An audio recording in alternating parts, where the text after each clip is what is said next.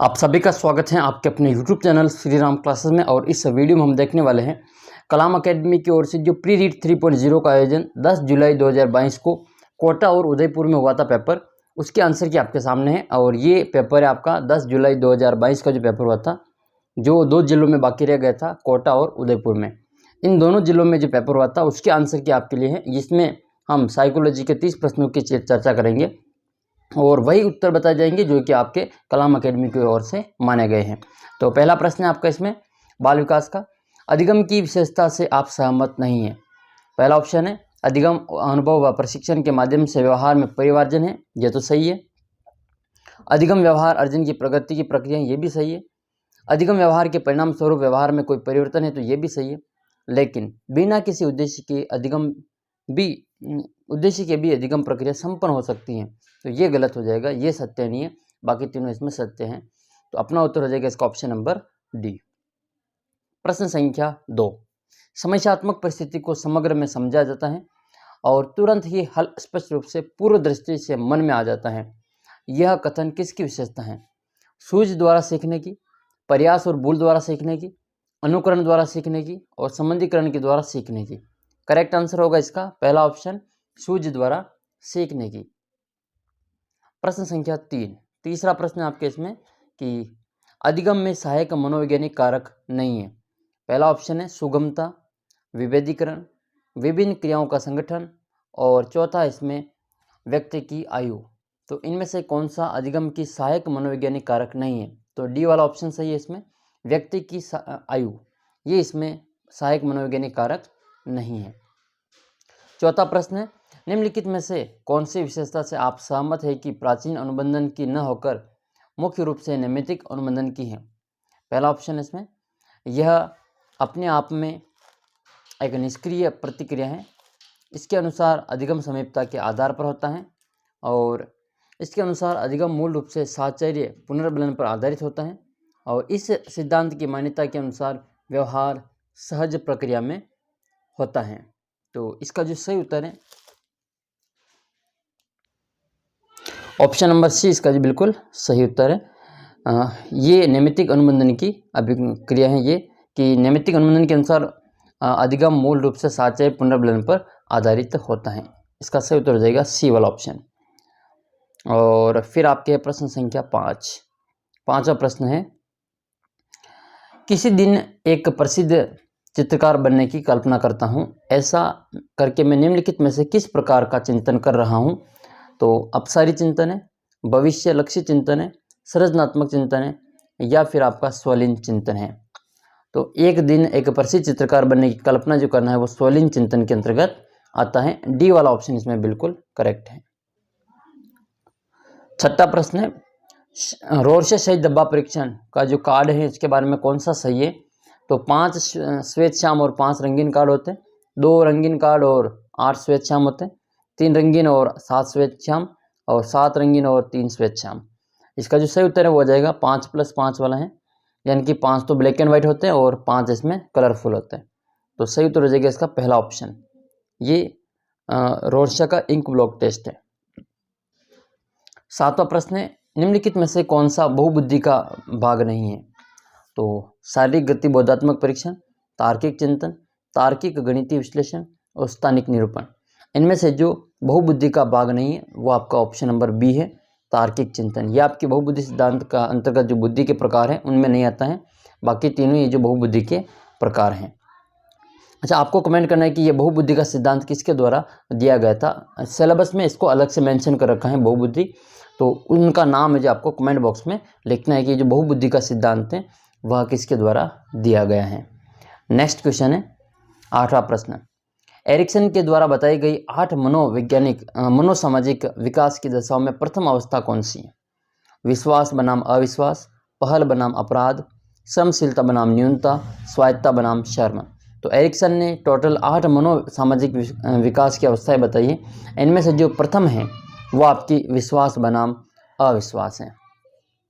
एक प्रश्न का उत्तर आपको और कमेंट करना है कि ये पहल बनाम अपराध की जो अवस्था है ये कौन सी अवस्था के बारे में कहा गया है, इसकी उम्र और ये कौन सी अवस्था है इसके बारे में आपको बताना है।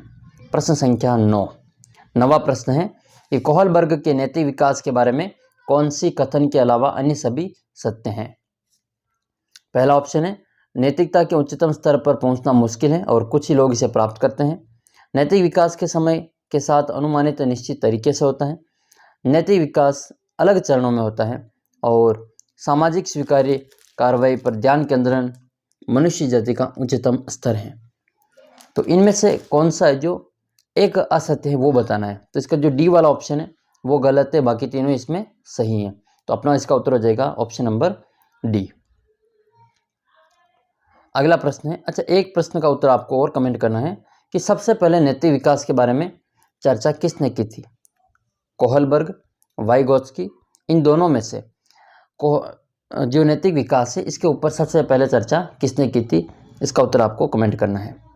और आपके लिए कुछ सोचना है कि 2011 से लगाकर 2021 तक अब तक जितने भी आरटेट और रीट हुए हैं उनमें बाल विकास के जो लेवल फर्स्ट और लेवल सेकंड का पेपर हुआ था उसके 30 प्रश्नों का मैंने एक पूरा वीडियो लगभग 45 मिनट का वीडियो और वो सभी आए हुए प्रश्नों का वीडियो मैंने अपलोड कर रखा है।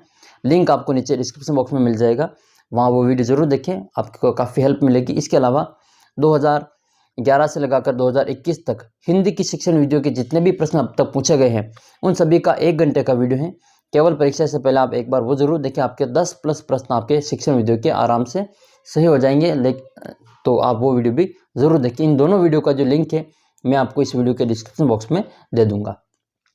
चलिए देखते हैं प्रश्न संख्या 10वां प्रश्न आपका इसमें कि एक बालक की सामान्य विशेषताओं का यह समूह विकास की किस अवस्था को इंगित करता है?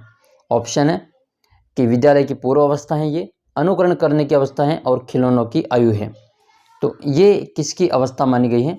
तो ये पूर्व बाल्यावस्था की विशेषता है। करेक्ट आंसर हो जाएगा इसका पूर्व बाल्यावस्था की विशेषताएं हैं।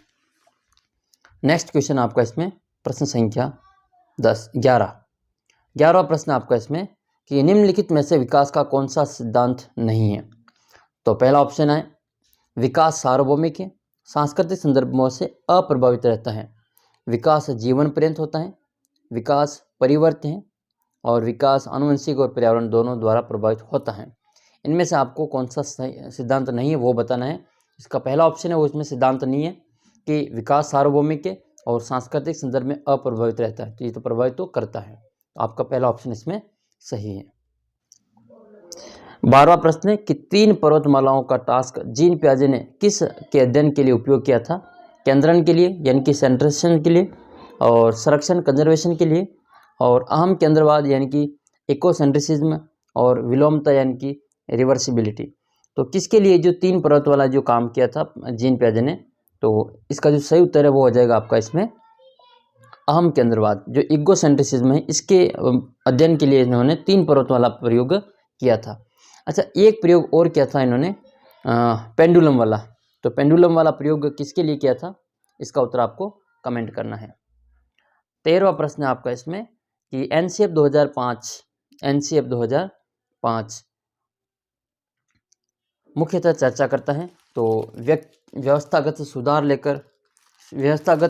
को लेकर, विद्यालय और कक्षा के वातावरण को लेकर, और फिर इसमें पाठ्यचर्या के क्षेत्र और स्कूल की अवस्था और आकलन की, इन तीनों की जो चर्चा करता है। तो ऑप्शन नंबर जो पहला, दूसरा और तीसरा तीनों ही सही है, इनकी सी वाला आंसर इसका बिल्कुल करेक्ट आंसर है। अच्छा एनसीएफ 2005 जो बना था उसकी अध्यक्षता किसने की थी? अध्यक्ष का नाम आपको कमेंट बॉक्स में बताना है। नेक्स्ट क्वेश्चन है आपका इसमें 14वां कि गतिक कौशलों के अधिगम नियोगिता क्या कहलाती है? डिस्प्रेक्सिया, डिस्कैल्कुलिया, डिसलेक्सिया और डिसफेजिया। तो गतिक कौशलों में जो अधिगम नियोगिता होती है उसको डिस्प्रेक्सिया कहते हैं। क्या कहते हैं इसको? डिस्प्रेक्सिया। ये डिस्कैल्कुलिया गणितीय गणनाओं से संबंधित है और डिसलेक्सिया और डिसफेजिया, इन दोनों का उत्तर आपको कमेंट करना है। चलो इनमें से एक और मैं बता देता हूँ। ये जो डिसलेक्सिया है ये पठन विकार से संबंधित है, ठीक है। और एक होता है डिसग्राफिया जो कि लेखन विकार से संबंधित है। तो ये डिसफेजिया क्या होता है? इसका उत्तर आपको कमेंट करना है। 15वां क्वेश्चन आपका इसमें कि वांछित लक्ष्य तक पहुंचने के लिए विभिन्न तरीकों से सूचना प्रसंस्करण क्या कहलाता है? चिंतन कहलाता है, तर्कणा कहलाता है, निर्णयन कहलाता है या फिर समस्या समाधान कहलाता है। तो वांछित लक्ष्य तक पहुंचने के लिए जो विभिन्न तरीकों से हम सूचना का जो प्रसंस्करण करते हैं वो तर्कणा कहलाता है। क्या कहते हैं उसको? तर्कणा। 16वां क्वेश्चन है आपका इसमें कि क्रियात्मक अनुसंधान में क्रियात्मक उपकल्पनाओं का निर्माण, पहला ऑप्शन है समस्या के कारणों पर आधारित होता है, किसी तर्कयुक्त विवेक पर आधारित होता है, इस प्रकार किया जाता है कि उनके सांख्यिकी सत्यापन किया जा सके, इनमें से कोई नहीं। तो देखो ये तीसरा और दूसरा तो गलत है। क्रियात्मक अनुसंधान में जो क्रियात्मक उपकल्पनाओं का निर्माण जो किया जाता है वो समस्या के कारणों पर आधारित होता है।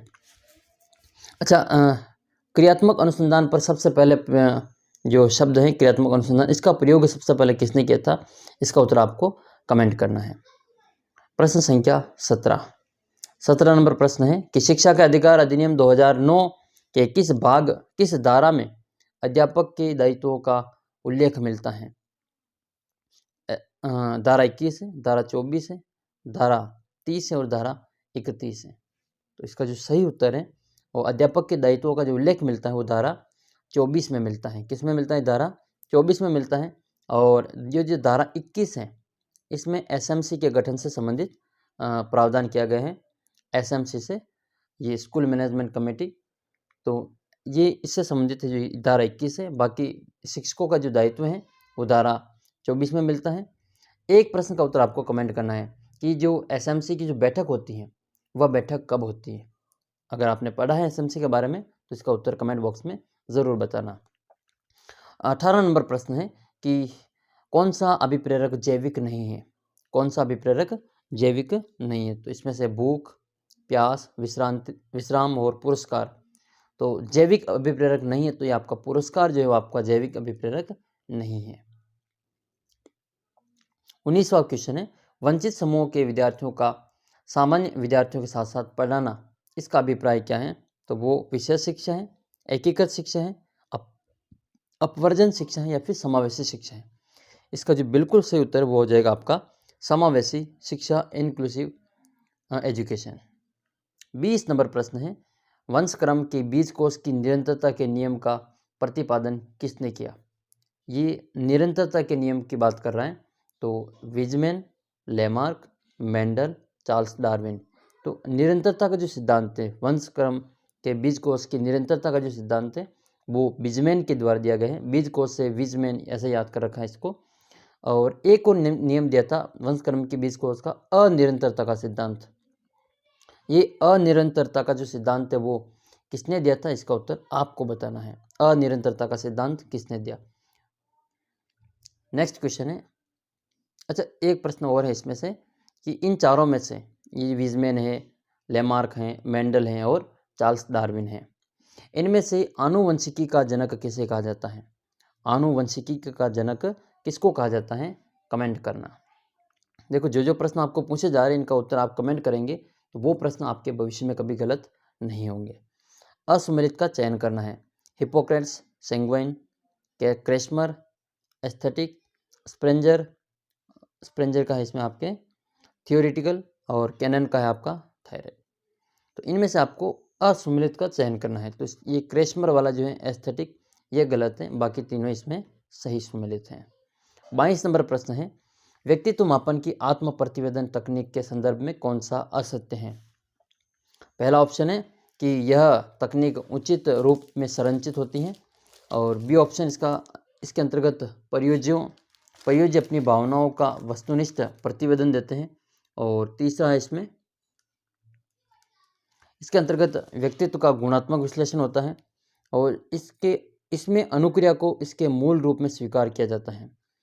तो इसमें असत्य बताना है। तो इसका जो सी वाला ऑप्शन है इसमें असत्य है कि इसके अंतर्गत व्यक्तित्व का गुणात्मक विश्लेषण होता है। ये प्रश्न संख्या 22 है। अब देखते हैं प्रश्न संख्या 23। बौद्धिक रूप से अशक्त व्यक्तियों में असंबंध जो असत्य है वो बताना है। अशक्त, ठीक है, जो डिसेबल चाइल्ड होते हैं उनके बारे में असत्य कथन कौन सा है वो बताना है मेंटली रूप से, ठीक है।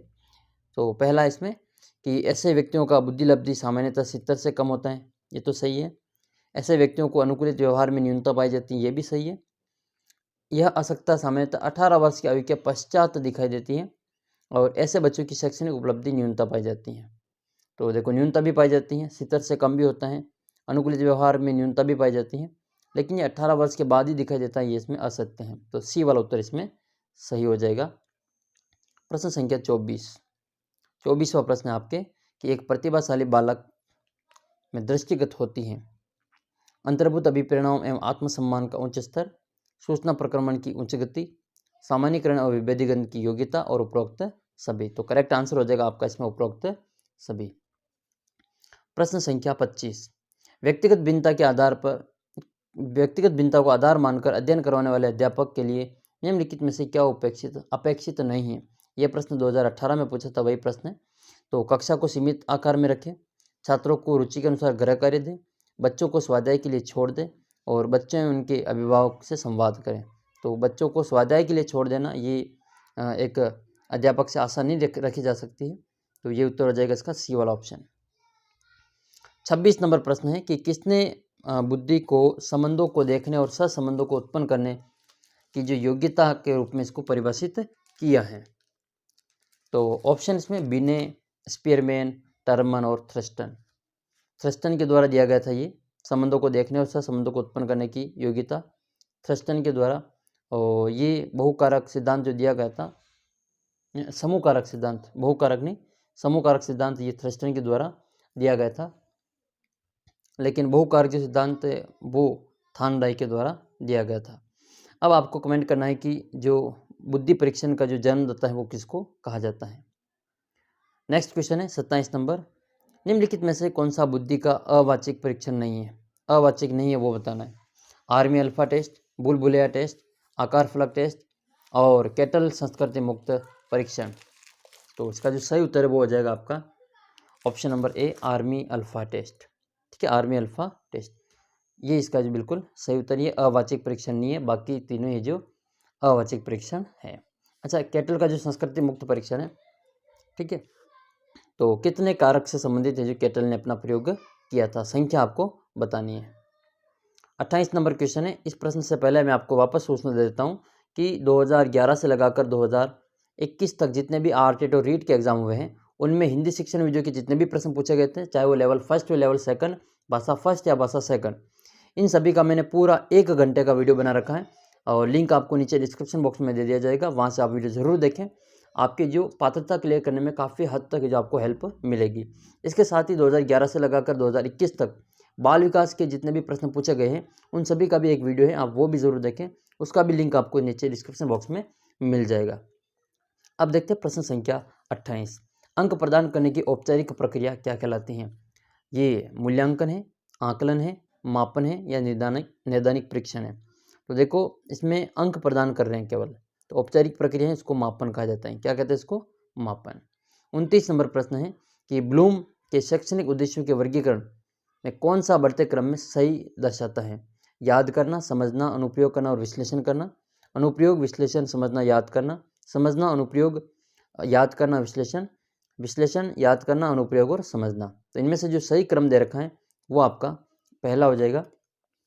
ठीक है, तो ये जिसमें बिल्कुल सही है, याद करना है, समझना, अनुप्रयोग और विश्लेषण। प्रश्न संख्या 30 और अंतिम प्रश्न है, सृजनात्मकता की विशेषता नहीं है।